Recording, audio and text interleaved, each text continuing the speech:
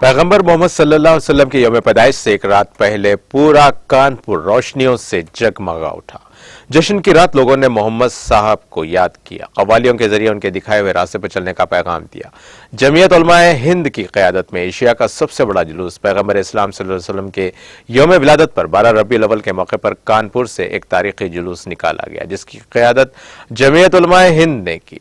DM और SSP ने झंडी दिखाकर रवाना किया। इस दौरान 250 से ज़ायद अंजुमनों के अलावा तकरीबन 4.5 लाख से 5 लाख लोगों ने जुलूस में शिरकत की।